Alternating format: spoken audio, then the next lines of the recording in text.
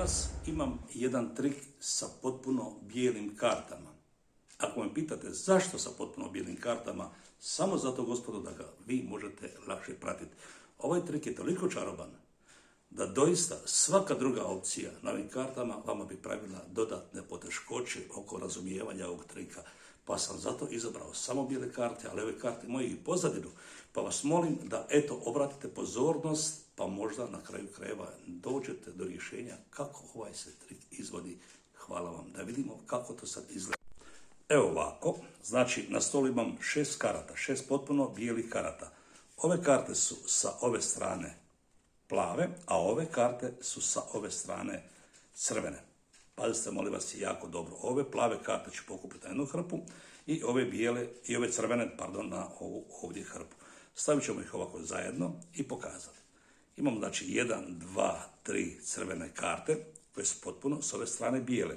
Imam 1, 2, 3 plave karte koje su isto sa ove strane potpuno bijele. E sad, 1, 2, 3. Vidite, ovo su crvene karte, a ovo su plave karte, zapamtite. Stavit ćemo jednu plavu kartu ovdje i na nju jednu crvenu kartu. Pa onda opet vidite plavu kartu i jednu crvenu kartu. Jednu plavu kartu i jednu crvenu kartu. Sad su karte pomalo ovako izmiješane. Ali, sve bi to bilo lako kad ne bi upotrijebili čaroliju. Vidite sad 1, 2, 3 i ovo je 1, 2, 3 potpuno crvene karte. E sad, kako to funkcionira? Pokušat ćemo još jedan put napraviti. Vidite, 1, 2, 3 potpuno plave karte i 1, 2, 3 potpuno crvene karte koje su potpuno bijele. Stavit ćemo jednu kartu, drugu kartu i treću kartu. Vidite ovako, ovo su plave u jednoj ruci, a u drugoj ruci su crvene. Stavit ćemo jednu plavu kartu, pa onda vidite jednu crvenu. Pa jednu plavu, pa jednu crvenu, jednu plavu i opet jednu crvenu. E sad,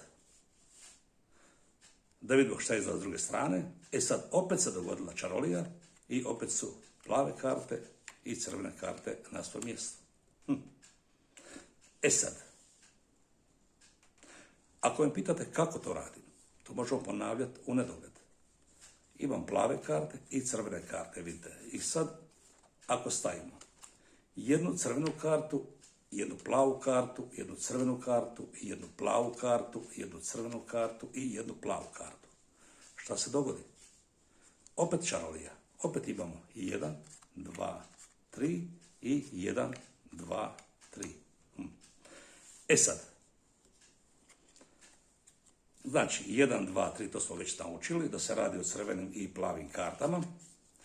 E sad, stavit ćemo jednu ovako plavu kartu, jednu još plavu kartu i treću plavu kartu ovako i stavit ćemo jednu crvenu, još jednu crvenu i još jednu, vidite, crvenu kartu.